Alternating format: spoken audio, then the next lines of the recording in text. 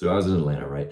After I moved there about a month and a half ago. So I'd been there a month and a half, and I was staring at my ceiling because my girlfriend had just blocked me on every social media. And I felt good. Imagine the girl that you had spent every day and night with for the past year, who you'd grown close with, who you'd loved and spent so much of your hours with. You guys did so many things together. You had so many experiences. You'd talk about work every day. After work, you'd say, this is what was good, this is what was bad. You'd come home and you'd just have this place where you guys would feel close together. And that was just gone.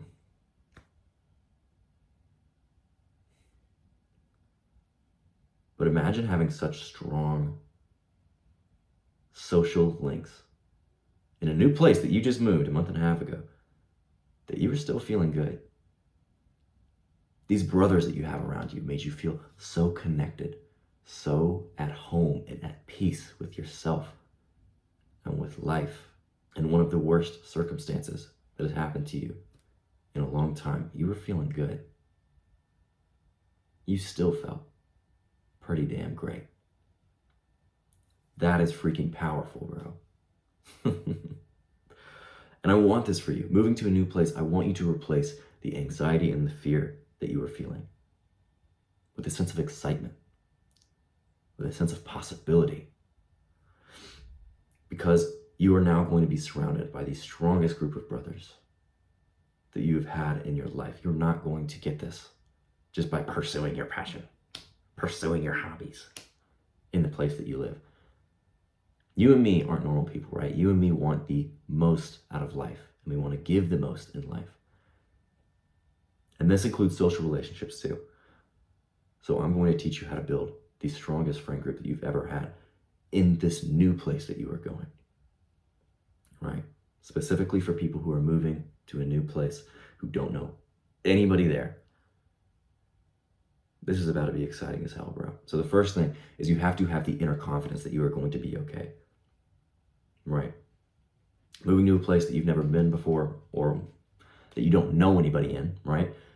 It's going to feel a little bit scary, but you can turn that into excitement because you know that you have handled tough shit before. This is not the first time that you've done something hard, bro.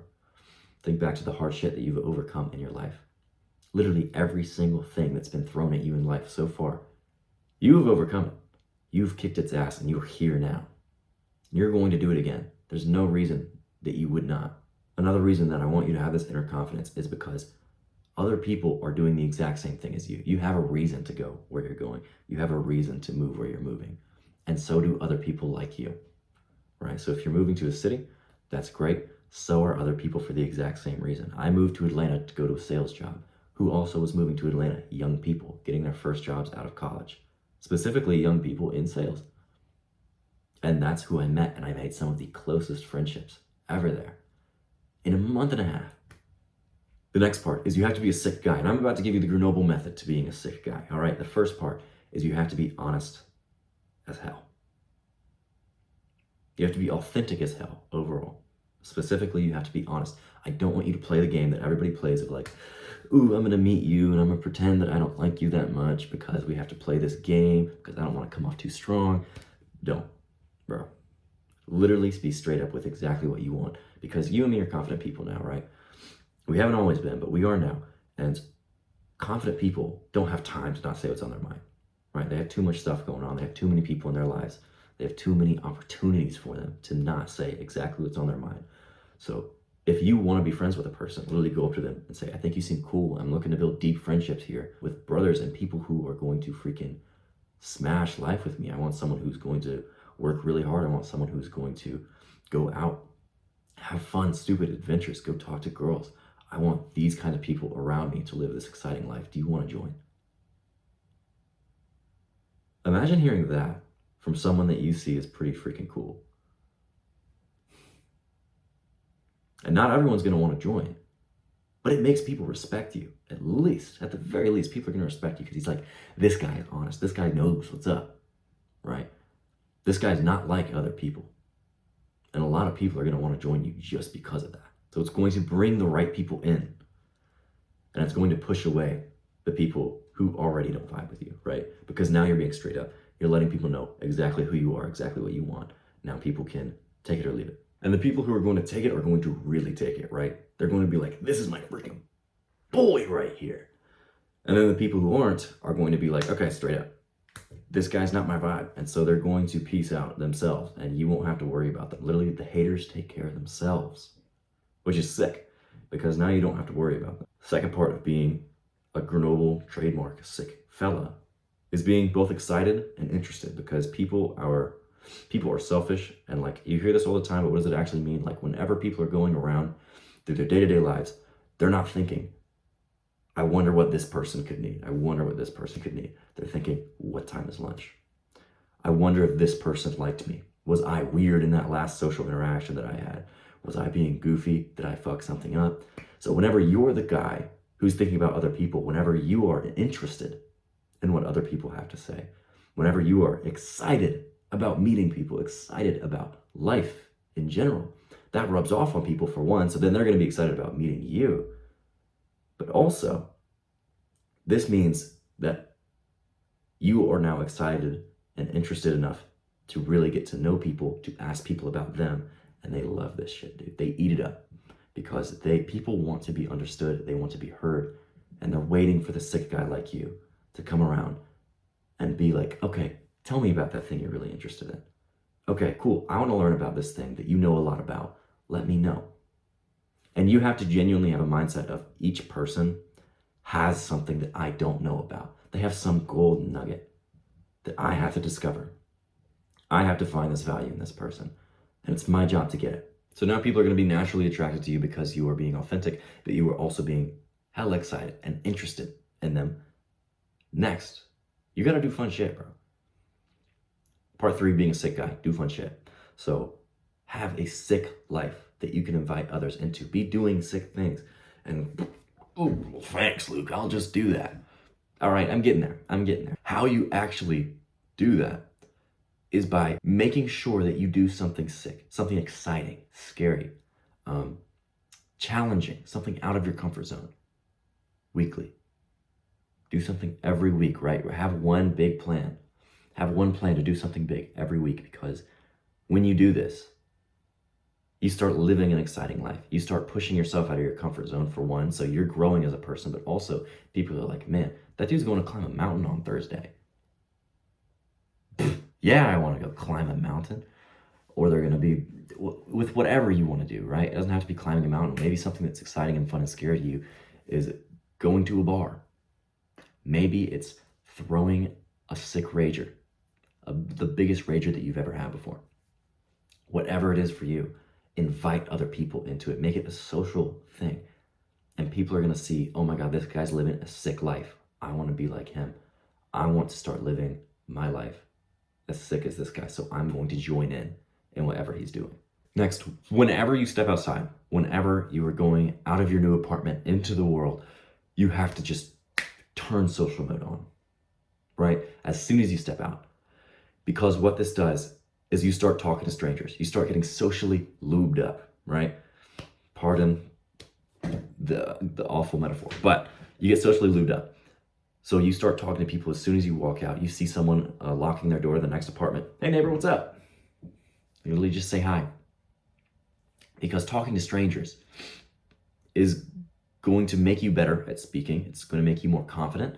It's also going to make it so much easier whenever you start having, like whenever people are in your life that you see either regularly or you want to make a good impression on, anything like that, you're already going to be socially warmed up. You're already going to be ready to talk to them. So don't let your fear control you with this, because most people have some kind of a fear with like talking to strangers. But what's the worst case, bro? Literally, the downside of this, the worst case is that they could ignore you, right? Ignore you or say no. Like, who gives a fuck? They're not going to remember it in an hour. You're not going to remember it by tomorrow. Who cares, bro? The upside to this, the upside is that you could find a new best friend like that. Maybe your neighbor's a really sick guy and goes skiing on the weekends and you're like, I love skiing, man. Maybe now you guys are about to go skiing together next Saturday. The start of a beautiful, blossoming friendship. That's exactly what is in store for you if you just do not let your fear control you with this. You're not like other people. You and me aren't. So we're not going to let our fear control us. But also immediately talk to people. Don't wait, because what you start to do, whatever mindset that you go out with, right, it spirals. So if you were the confident social guy, if you just start talking to people, it spirals. You continue to be this confident social guy and you get better and better and better. If you start going out with the mindset of, I'm not going to talk to anybody yet, not feeling it, I'll talk to people later, you're going to stay in your own head. You're going to stay in the space of, I'm not talking to people, and it's going to be harder and harder to break out of your shell. Even when you see people that you're used to, even when you see people that you want to make the good impression on, it's going to be hard because you haven't talked to anyone yet. Your experience throughout the day has been, don't talk, ignore, don't talk, rather than, dude, what's up? There's a huge difference there. And people can tell, right? They can tell which of those two people you are. Lastly, be the host. Don't wait for someone cool to ask you to go do something. Be the cool guy, right? Don't ask for permission to hang out with people. Be the guy who's saying, I'm going to do this thing at this time. You should come. You should be there. I think you're already coming. I think you're already there with me right now. Let's go.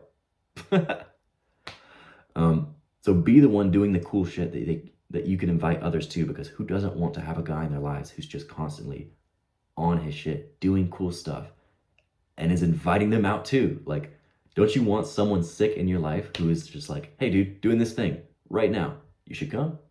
Or doing this thing next week, we're climbing a mountain, let's freaking go, man. It's going to be sick. Who doesn't want that kind of person in their life? The biggest tip I can give you with being the host is get creative with it. Don't be boring, right? Do something unique, because that just leaves so much more of an impression of you in their mind. Like whenever, I'll give you an example of my party planning process. Back in the day, I would just, senior year of college, right? I wanted to throw these parties because I wanted to become this host, because I wanted to become a sick guy, and provide this kind of social hub for people. I wrote out just random bullshit ideas of parties to throw, because I don't just want to throw a kickback, man. I want to throw a freaking Slut Patrick's Day party. And we did. I want to throw a minimum wage worker night where everyone dresses up as their minimum wage worker jobs, and we have OSHA violation posters on the walls. That shit's fun. People remember that. Now you're going to be the social leader, right? People are going to look to you for the cool shit to do. You are going to be the hub that all of the spokes of this wheel revolve around. And it's going to feel sick, man.